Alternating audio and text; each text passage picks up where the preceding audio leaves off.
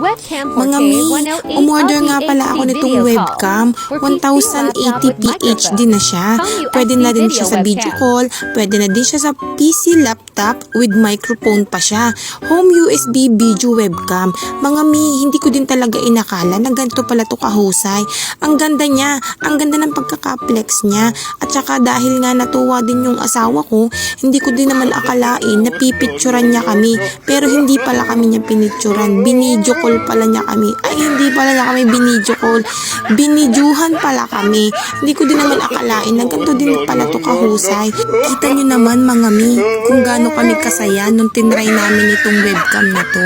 Dahil nga, hindi namin akalain na ganito pala siya. Pati yung bunso kong anak, tuwan-tuwa siya. Dahil ang ganda nga ng pagkaka-flex niya. Pati ako, tuwan-tuwa din. Dahil ako talaga yung gagamit nitong webcam na to. Dahil lagi akong may gamit na PC. Kasi kailangan ko to. Kasi pag may natawag sa akin sa messenger, nagamit ko ang PC, hindi ko sila makontak, hindi ko sila makausap ng maayos. Kasi nga, wala akong webcam. Kaya naisipan kong umorder nitong webcam at tinry ko lang naman talaga to. At hindi ko talaga akalain na ganito to kahusay. Kaya ano pang hinihintay nyo mga mi, nandyan yan lang ang Relo Basket at i-click nyo na yan. Bye-bye!